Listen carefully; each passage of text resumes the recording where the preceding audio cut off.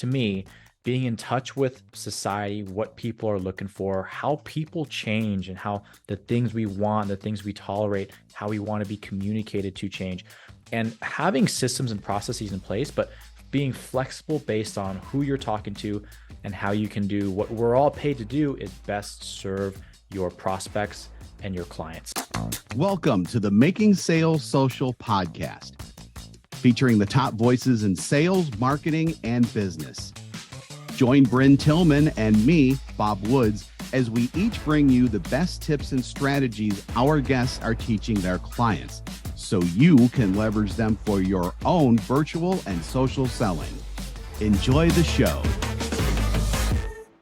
Justin Moy of President's Club Investors is joining us today in the Social Sales Link virtual studios for this episode of Making Sales Social. Justin is managing partner at President's Club Investors, a commercial real estate investing firm that has been making waves by helping top producing sales professionals replace their high income with passive income, mainly through commercial real estate investments. So we've all heard of side hustles where all kinds of people are making money outside of their regular jobs doing, well, all kinds of things. Justin is going to talk about a kind of sort of side hustle that I think you'll probably see is geared a little more towards long-term growth than an immediate second income. Although you do it right, you can actually get a second income out of that as well. So with that, welcome to Making Sales Social, Joe. Bob, thank you so much, man. It's been really exciting. We were talking before we were recording, and this is going to be a phenomenal episode. I'm excited to be here, excited to share everything I know with your guests and your audience. Sounds great. Sounds great. So our first traditional question to anybody walking in, if you can walk into a virtual studio, walking into the virtual studio is, what does Making Sales Social mean to you? Yeah, I think it's such an important question, especially now with the explosion of AI and that kind of threatening in air quotes, right, people's jobs. And I'm in the camp of saying right now, I don't think that really good sales professionals are in threat there, but who knows what this kind of evolves into. So being social when you sell, I think just is putting that human element to it. A lot of people, a lot of top reps, they have systems and processes, but understand that different people have different needs and it takes adjusting to different styles. And as time goes on, people and our attitudes go on. If you look at, closing tactics and sales training from, the 60s and the 70s, it's way different, right? So it's a lot about adjusting these things. So being social just means being in touch with society, what people are looking for, how people change, and how the things we want, the things we tolerate, how we want to be communicated to change. And having systems and processes in place, but being flexible based on who you're talking to and how you can do what we're all paid to do is best serve your prospects and your clients. So that's what it means to me, really. I gave that a lot of thought. I hope that makes sense. But that's what I think. That makes perfect sense. And it's interesting because I've asked this question in a lot of podcast episodes. You're probably the first person that I've heard of, at least, to bring up AI as part of it, because I think you're right, just in terms of, making sales social. You don't think of AI as being social because it's a algorithm. It's an artificial intelligence generating this stuff. If anything, it can, if used incorrectly, it can take the social out of it because you're taking the person out of it. And I think that leads into everything else that you said. And I think it was just pitch perfect. Absolutely. Love it. Appreciate it. Yeah, I think, and it's a big conversation too, what it will become. Because, our parents and their parents, technology was kind of shrugged off by them too. Oh, that won't be a threat. That won't be an issue. Right. At some point, we're going to be the people who our kids are telling us, no, dad, like that's an AI. You can't talk to that like that, or that's not a real person, because you never know when that kind of change in technology is going to happen. So I'm interested to see what happens over the next couple of years, because that's just something that's just blowing up exponentially. Yeah. And you said a couple of years. I'm honestly thinking months to like maybe a year. Yeah. That's very feasible. Fast. Yeah, it could be the door-to-door salesperson that knocks on your door and they walk off and you're like, oh my God, that was a robot. It was a machine. So, it's getting really serious out there. So I think it's going to be really interesting to tell, but yeah, there's always that social element to it. And whenever there's disruptions in technology or in big market shifts, the top always kind of rise a little bit to the top, and then, the bottom kind of fall off. So if you're a top rep, and again, you're in tune to your social selling skills, you'll be just fine. Okay. That sounds great. That sounds fantastic. So we're going to do a proverbial shifting of gears here into what you came here to talk about, and that's passive income. So, can you share your journey and what led you to focus on helping sales pros achieve passive income? And you're going to talk about through commercial real estate because that's what you focus on. But as Yeah. I said in the intro, there are like a lot of ways to do it. So, Yeah. approach that however you want, but I do think that passive income and side hustle may not be the best way to put it, but at the same time it does represent passive income. Yeah. So, how did I get here? When I was 17 years old, I got my very first office job. I was an intern at a commercial real estate company, and Hmm. I just fell in love with it right away. So I think Hmm. that was somewhat lucky on my part that I just so happened to find something that I enjoyed. And when I was 18, I got my real estate license.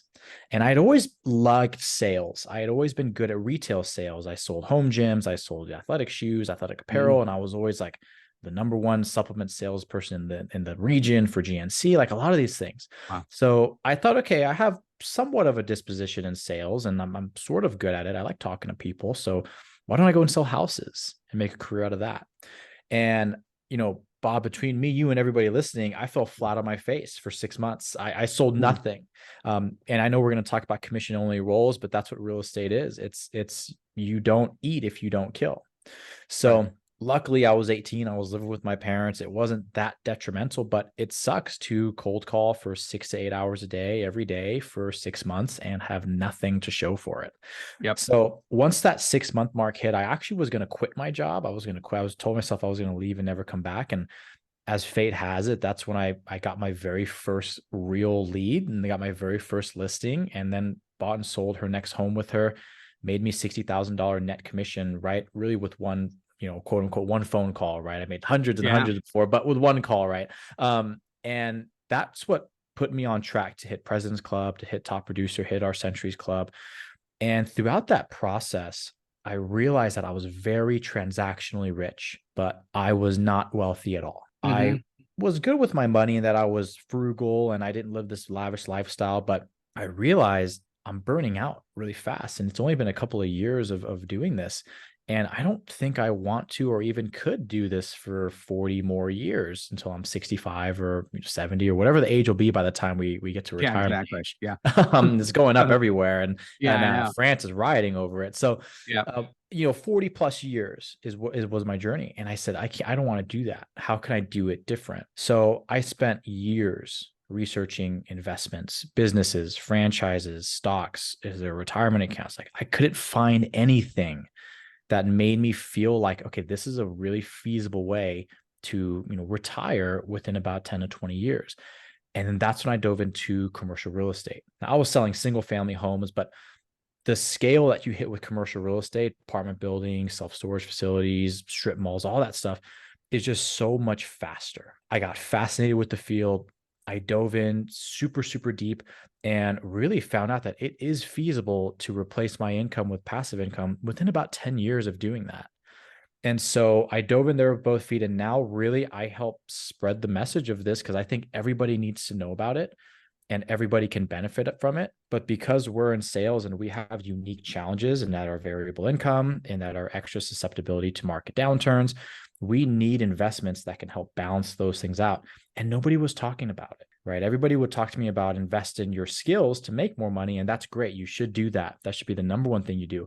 But nobody was really there to tell me good advice on what to do now that I've made some money. How can I set myself up for longer term success? So that's really the 10,000-foot view of where I started, why I built this passion for helping salespeople, why I understand the pain points that I didn't find were addressed in retirement strategies when I was looking, and why I love what I do today. Wow, that's great. That's great. So we talked a little bit about the 100% commission-based thing already. What I'm wondering, and this is probably a little bit more specific than what we talked about before we started taping, but as we said before, a lot of sales reps out there are 100% commission-based.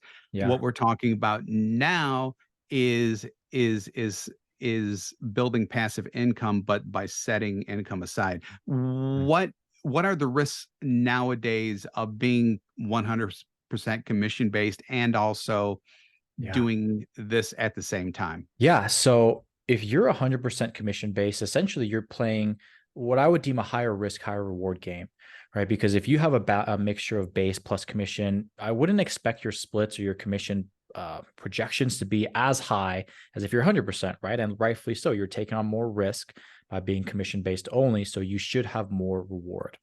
Now, when you are looking to build out something more consistent, you want to slowly and incrementally buy future income.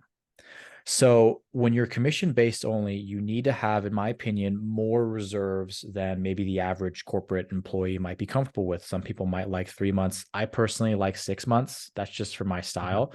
Depends on your field, your volatility, and Mhm. how volatile your job and your field is and what you sell. So once you have that base and you feel really good about, okay, I can sleep at night because I know I have whatever it is, 6, 12 months expenses. It's in a high yield savings account, so it's not getting eaten away by inflation every day. I have that. Okay, now I want to start buying some future income. So to me, it's just about having a longer runway because you don't know when that dry spell is going to hit. And that's one thing that's always in the back of our minds as salespeople is even if you're really, really good, you're always thinking, what could shut this water hose off? What could kill Right. these deals? Where am I not looking that I could just suddenly lose my pipeline right now? So you want to have a little bit more risk mitigation by having more of that base and having more of that emergency fund up front.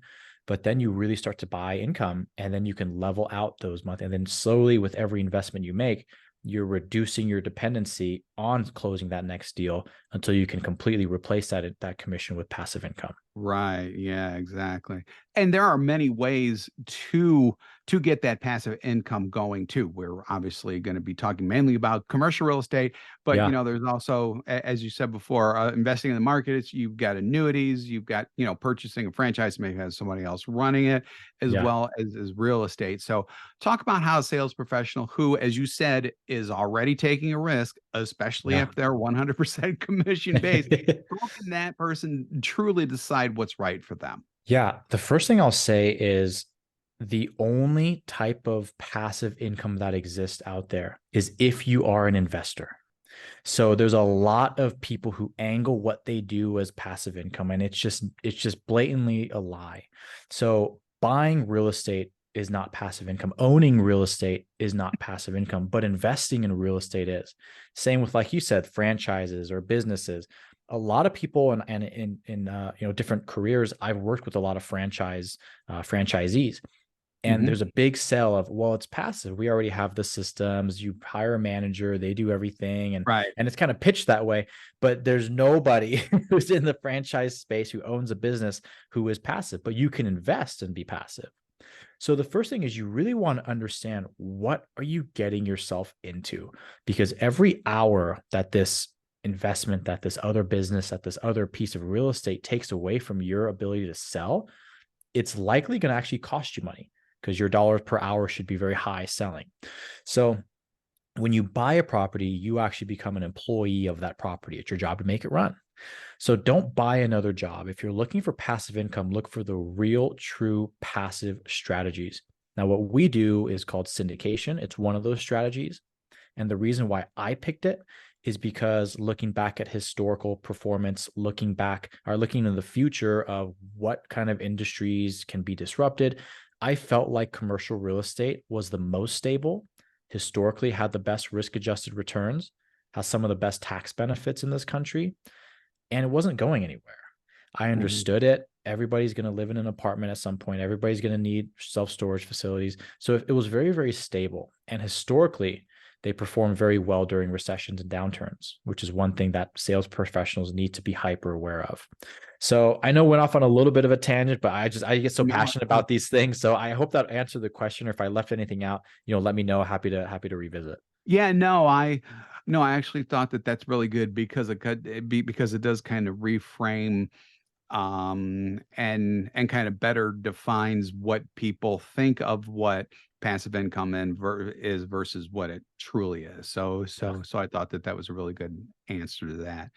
So, when it comes to commercial real estate, and as we were talking about before, I was actually in commercial real estate Yeah. several like 85 lifetimes ago.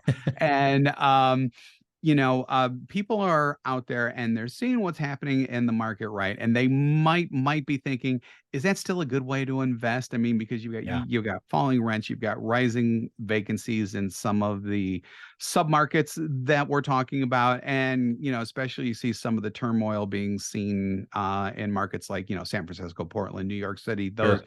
those areas. What do you tell those people? Yeah. What I tell those people is now is a phenomenal time to be on the buying side of real estate. It's a phenomenal time. Okay. So there is distress in the markets. Now, depending on what side of that distress you're on, it could actually spell a lot of opportunity, or you could be on, the receiving end of that and be in trouble.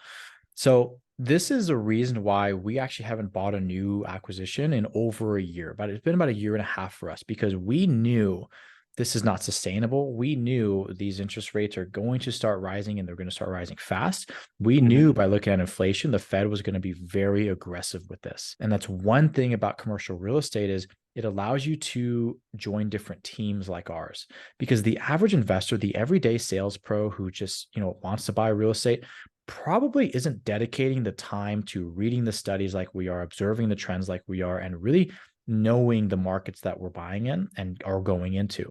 So there's a lot of headlines about commercial real estate being in trouble. There's about $1.5 trillion of distressed debt coming due in commercial real estate over the next about 18 to 24 months.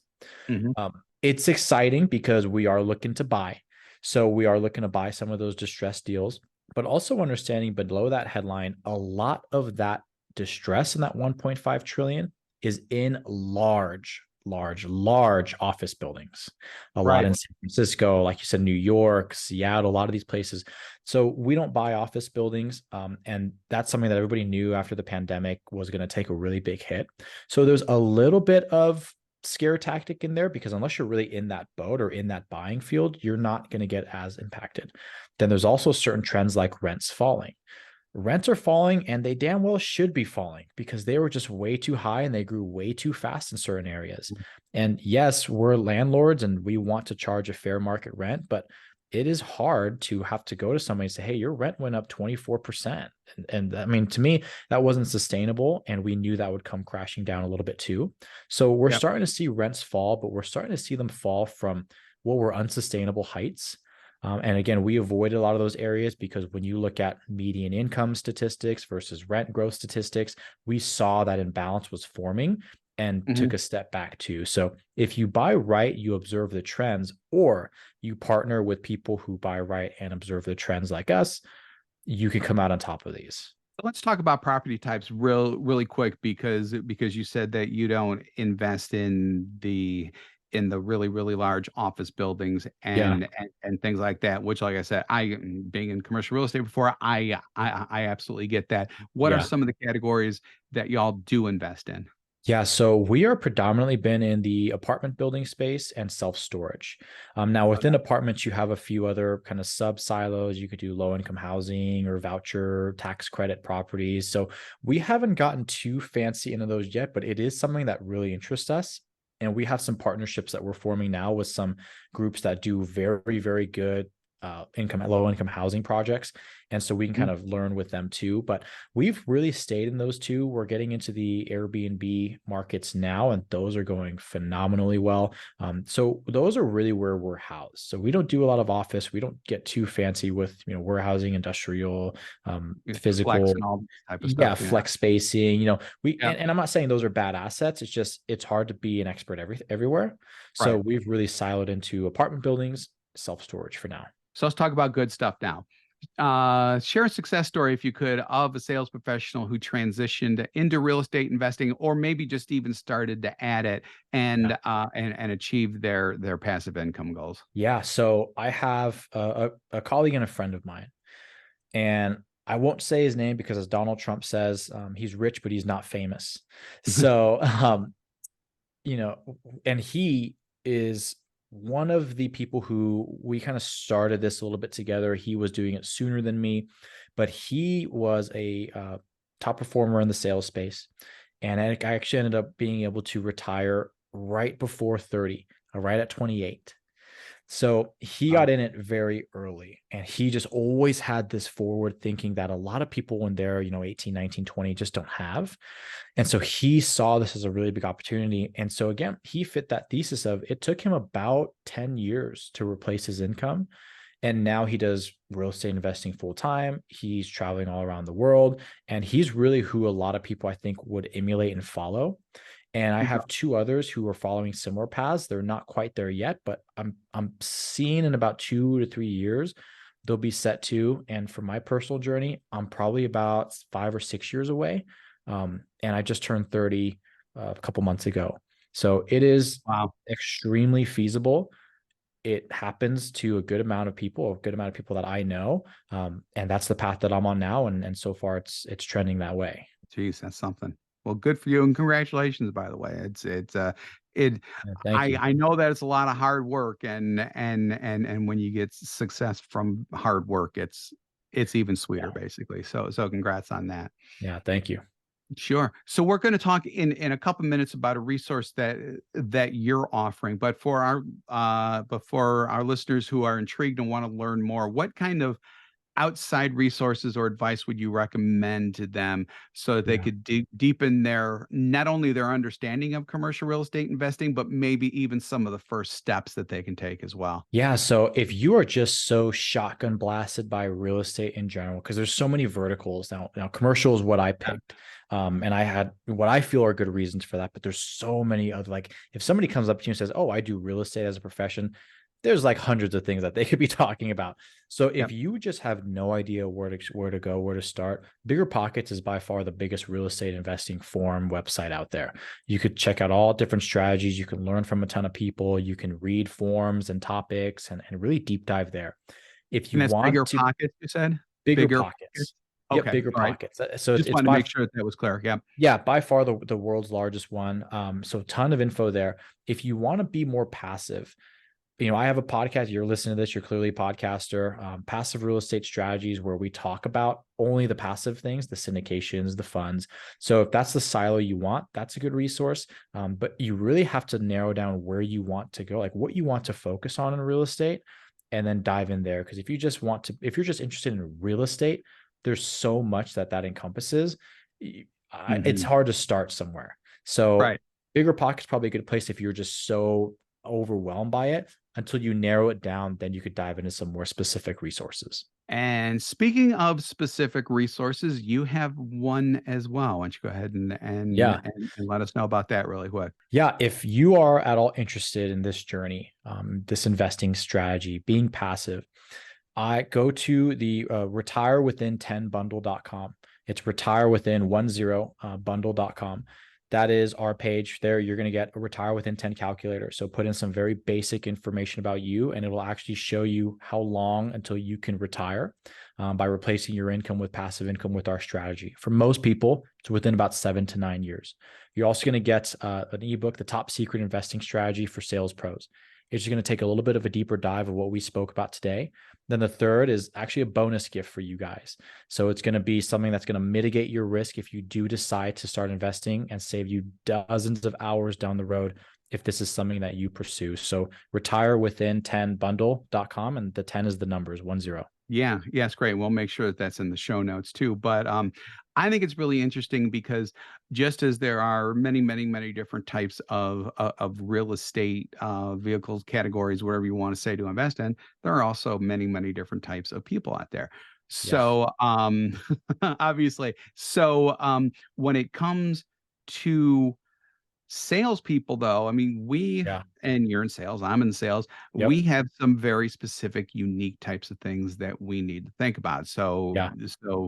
So the fact that you're addressing this specifically from the hey, you're in sales, here's what you can do standpoint, I think is especially attractive. Yeah, and I talk about a lot of those in the ebook too. That's on there. Kind of some of Hmm. the pain points that are unique to people in our field, and how this strategy addresses it, and why I really favor it. It also goes into how we pick certain deals too, because we're very picky, and we don't just pick anything. We pick things only if they're right for sales pros. That's a great way to end things. So Justin Moy, managing partner at President's Club Investors. Thank you so much for joining us. We appreciate your time today. Thanks so much. Thanks for listening. Appreciate it. And thank you for streaming this episode of Making Sales Social. So remember, when you're out and about this week, be sure to make your sales social. Thanks for watching, and join us again for more special guest instructors bringing you marketing, sales training, and social selling strategies that will set you apart. Hit the subscribe button below to get the latest episodes from the Making Sales Social podcast. Give this video a thumbs up and comment down below on what you want to hear from us next. You can also listen to us on Apple Podcasts, Spotify, and Google Play. Visit our website, socialsaleslink.com, for more information.